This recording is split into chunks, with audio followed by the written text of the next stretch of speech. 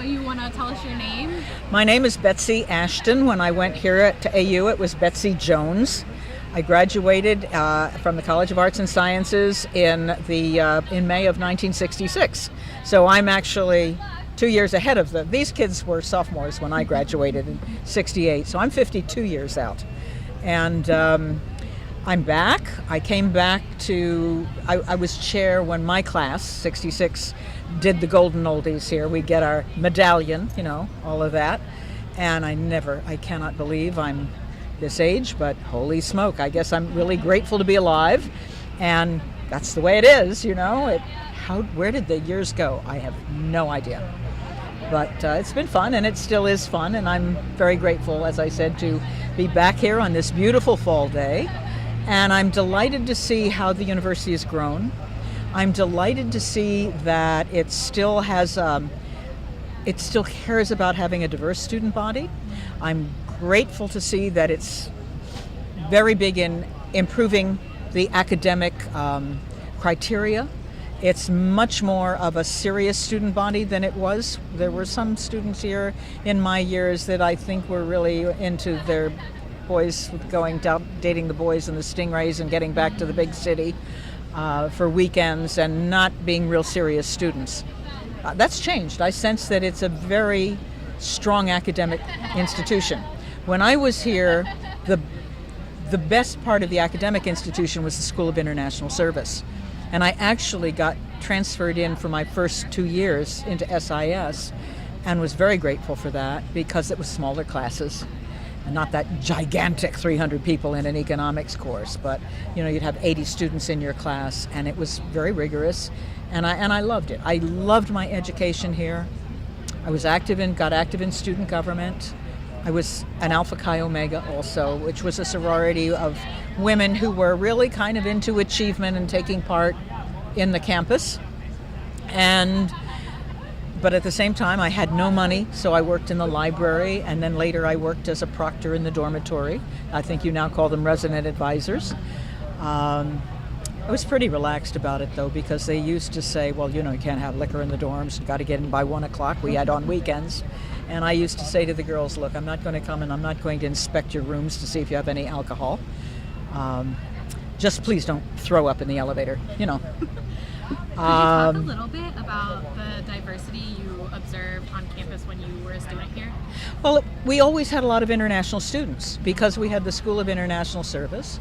We also had a Washington semester program, so we had kids coming in who were good students from around the country, but we also had a lot of graduate students from all over the world. And I loved that. It opened up the world to me. I learned how to dance with someone from Sierra Leone, and I got to know someone. I dated someone from Thailand at one point. I mean, it was very exciting to learn about different countries and cultures, and I love seeing that again.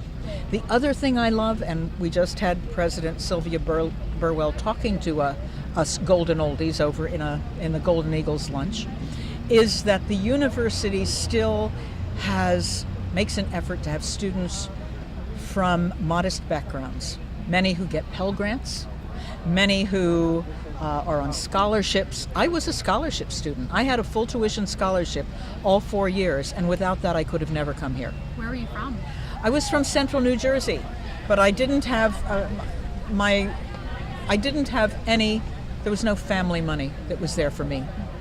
I had a stepfather who had just married my mother, just remarried when I was a junior in high school, and while he was thrilled to marry my mother, he wasn't so interested in the baggage that came along.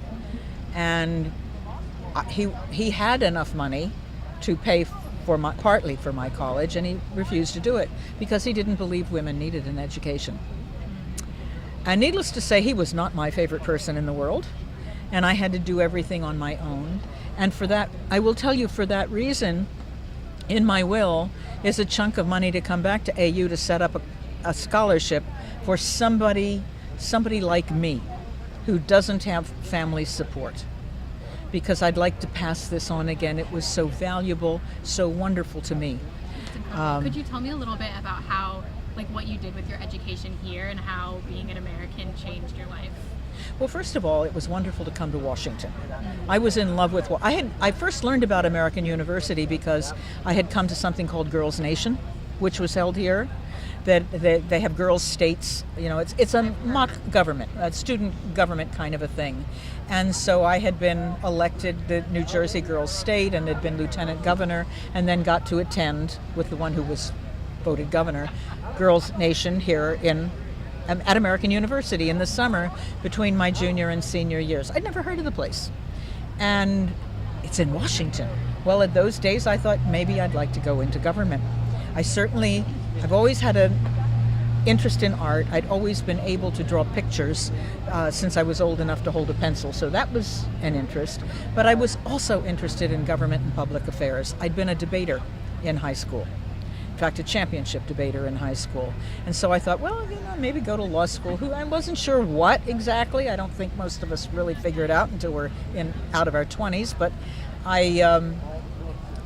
AU had an art department. It had a law school. It was in Washington. These were the Kennedy years, and we were all enthralled with the Kennedys, who were talking about government being not the problem, but the solution, helping people, and doing the noble and honest and good thing. And it was thrilling to be here at that time. And what I've done since? Well, I wound up switching out of IS to the art department because I just still didn't have any money, and to go anywhere in the School of International Service or in the diplomatic corps, you really needed to have a graduate degree. And I didn't have money for that, and I didn't get the kind of guidance that would tell me how you'd get fellowships. So my mother said, Betsy, you have to work when you get out of it. You have to work. You have to be able to support yourself. Okay, what can I do? Well, there were a lot of things women couldn't do in those days. And so I wound up thinking, I can do art. That's something I've always been able to do. But I thought, well, what can women do in art? Well, I could become an interior designer. So I studied art and design. But I wound up, it's interesting. I had 3 choices when I graduated. One was I was accepted in the first cohort of the Peace Corps. That would have been exciting. But they wanted to send me to Colombia, and I had had 5 years of French, and I thought, that's really stupid. I don't want to learn Spanish. Oddly enough, they were going to put me in an urban television program. They knew something about me that I didn't even know about myself at the time. But I turned that down. I won a scholarship to go and study at the Parsons School of Design in New York City, based on the design stuff that I was doing. But there was no money in it for room and board, and I had no idea, well, how am I going to live in New York City? I didn't know anybody there. Nobody in my family lived there or had an apartment. I thought, I can't do that. And then, of course, I fell in love, and I married somebody who was one of my classmates here at American University, a very nice man, Arthur Ashton. He was the comptroller of the Student Senate, and I was, at that time, I had been the chair on the Student Senate for a couple of years, and I chaired the Student Publications Board. And I thought we were going to set the world on fire. So I got married instead because, of course, women were supposed to get their MRS degree. That was the thing. And he's a lovely man, but Art was somebody who wanted a normal life and a normal wife. And I turned about 5 years into our marriage. Other things were happening with me. I was nowhere near ready to have children and barefoot pregnant in the kitchen. No interest whatsoever in all of that. No interest whatsoever. So instead, we separated. We separated because what had happened to me was I wound up, largely based on the debating that I had done in high school, I wound up having an opportunity to work in radio and television. And then I had worked previously doing a little bit of advertising art, but here in Washington that was not a big career. Art for the Yellow Pages was not a big deal. Then I came back to get my master's in painting, and I was 3 credits shy of that here at American University, but I'm interested in people. I wanted to do figurative work, and this is 1969 and 70, and everything is abstract expressionism. Everything is Jackson Pollock, Mark Rothko, throw balloons of paint at the wall. And I said, if art's here, I'm out the door. And so I just wound up instead saying, no, I don't want, it's tough enough being female to try to get ahead in the art world, serious art world. To be a figurative artist at a time when clearly everything is being deconstructed. They're not going to, why kill yourself? And at the time the women's movement opened up, and through some funny, interesting, long stories, but I'll spare you that, I wound up having an opportunity to do reports on the emerging women's movement as a freelancer on Mutual Radio, and that led to an opportunity. Somebody interviewed said they're looking for their first woman reporter at WWDC Radio. I applied for that. They said, you can write, you've got a voice, you can talk, So I wound up having a full-time job in 1972 at WWDC. People called and said, I'm taking food out of the mouths of babes because a man would need these jobs, right? I was divorced at the time. Who was supposed to put food in my mouth, right? The world was changing. And then, as things would have it, I started getting hired away I'd be seen by other people and heard by other people. I wound up at WMAL Radio, and then WMAL Television, and then CBS News made me the offer I couldn't refuse, lured me to the big bad city, and I've been living in New York ever since the fall of '82, and I spent the 1980s on television. And I think that kind of covers a lot of territory. Now, however, many years later, I've gone back to painting. Now I paint. For the last 12 years, I've done a lot of serious portrait commissions, but 2 years ago I started doing portraits of immigrants and have a big show that's going to open in New York in January of portraits of immigrants. And you can imagine what inspired me to do that. It has something to do with the bad-mouthing coming out of the White House against immigrants, which to me is a flawed story, because that's like saying, oh gosh, picking on a plane that crashes and saying that's it, will ground all the planes. No. Just like airfare is important, airline transportation is important. And because we know that 8 million people landed safely that day and the day before and would for the next month and year, there's the 8 million people that landed safely. That's the real story of the immigrants. And so I am painting and writing their stories from people from different countries and cultures, so that the American people, it'll be a traveling exhibition, will be able to actually see who today's immigrants really are. I care about truth. And somehow those values came from here. You care about truth, you care about public service, and that's kind of stuff I learned here. That's incredible. Thank you so much for sharing. I'd love to hear a story about your time here, if you have one that about my time here. Share.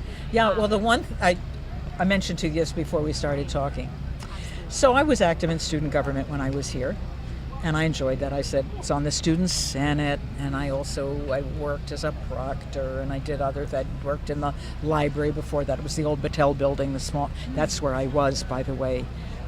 I was working in the basement of the library, writing the little white ink numbers on the spines of books, where we took books in and put them in the shelves. That was my job in a little room, and I came out, and it was in the basement where the reference library was, and oh my God, I heard a radio on loud in the library. That was shocking. And then I looked down by the reference and I see a whole crowd of people standing around. What the hell is this? I go down there and I hear that President Kennedy was shot in Dallas. And we were just all dumbstruck. And everything shut down. The campus, we were watching television, except my roommate and I went down and watched the funeral cortege take the body up to the Capitol building, and we walked through the Capitol. And then when the final funeral happened a day or two later, we got up 3 hours early to stand in line. We were right in front this is a cold, cold day in November, right across from St. Matthew's Cathedral. And what was fascinating, for 3 hours, standing there as the crowd gathered, the crowd was silent. We talked in whispers. And that's hundreds of thousands of people that were there.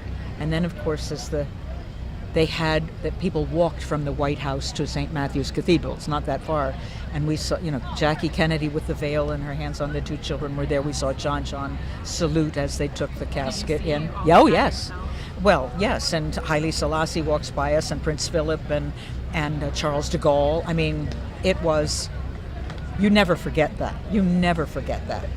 The other thing that happened what I did tell you earlier is, so I had been very active in student government in my last 2 years, and when I graduated at the honors convocation, I was given something called the Bruce Hughes Award for service to the university community, which was very nice, but the convocation was on a Wednesday morning, like at 10 o'clock. And it was out in that little outside amphitheater in May of 1966. And my parents, my mother and stepfather, could not get down here until the weekend when graduation was, so they weren't present. And we didn't have selfies. We didn't have, cameras like that. So I went there, and Bobby Kennedy was there to speak. And everybody, of course, that had cameras and stuff recorded Bobby Kennedy. I didn't have a camera with me and didn't get any of this, but the university did, and some other people. And then when they gave me the award, Bobby Kennedy handed it to me and shook my hand, and nobody took a picture.